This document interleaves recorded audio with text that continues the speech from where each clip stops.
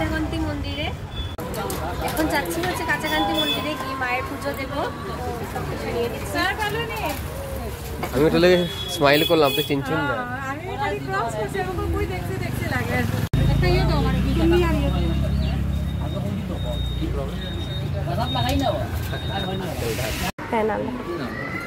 সুরজিৎ সিংহ। কাঁচাকান্তি মায়ের মন্দিরে গেছিলাম মুদারগঞ্জে।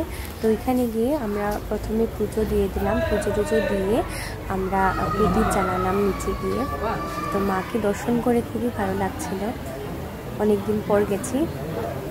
তো মায়ের পুজো হচ্ছিল তখন, এখানে আমরা পুজো দিয়ে দিয়েছি।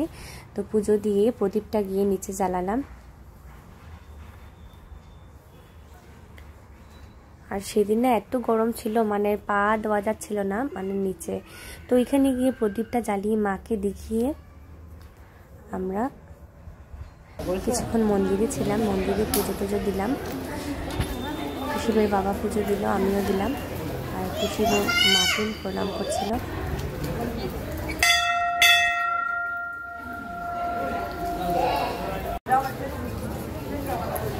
মন্দিরে গিয়ে পুজো দিলাম। প্রথমে কাঁচাকান্তি মন্দিরে পুজো দিলাম, তারপর শিব মন্দিরে গিয়ে পুজো দিলাম। তো আমরা যেদিন গেছিলাম না সেদিন খুব বেশি রৌদ্র ছিল, মানে রৌদ্রের তাপে আমরা মানে বাইরে বেরোতে পারছিলাম না। তো এখানে গিয়ে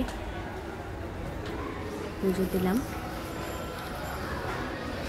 শিব বাবাকে।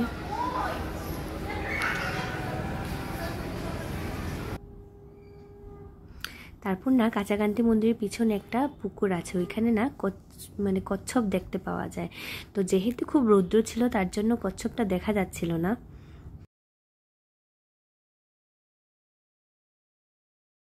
তারপর আমরা মন্দির থেকে বেরিয়ে খুব খিদে পেয়ে গেছিলো অনেক, মানে প্রায় তিনটা বেজে গেছিলো। তখন আমরা ভাবলাম যে আমরা না কিছু একটা খেয়েই যাই বাইরে, কারণ বাচ্চা দুটাও মানে কিছু খাচ্ছিল না আর কি। তারপর নিয়ে আসলাম একটা রেস্টুরেন্টে, ডেইজ রেস্টুরেন্ট। এখানে গিয়ে আমরা পিওর ভেজ খেয়েছি, কারণ এই দিন আমরা শুধু কাঁচাকান্তি মন্দির না, আমরা ছিন্নমস্তা বাড়িতেও গেছিলাম। তার জন্য আমরা সম্পূর্ণ ভেজই খেয়েছি এখানে গিয়ে। বলো কি করছো? এই তো খেতে আসলাম আজকে দিন ঘুরে ঘুরে মন্দির টন্দির থেকে। এখন খাচ্ছি হচ্ছে পিওর ভেজ, পনির, ডাল ফ্রাই। পনিরটা কিন্তু খুব টেস্টি হয়েছে, তাই না? আমার তোমাকে খাইয়ে দেবো নাকি?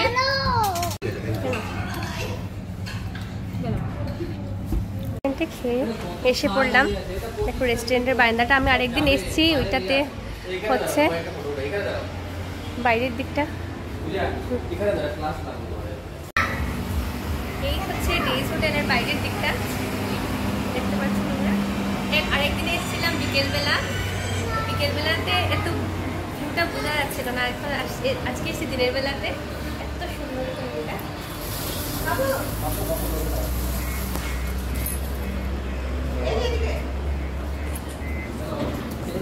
কি সুন্দর লাগছে চারদিকটা। আমি একদিন রাত্রেবেলা এসেছিলাম, কিন্তু রাত্রেবেলা এত ভালো লাগেনি, বিকেলবেলা অনেক, মানে দিনের বেলা আসলে অনেক ভালো লাগে।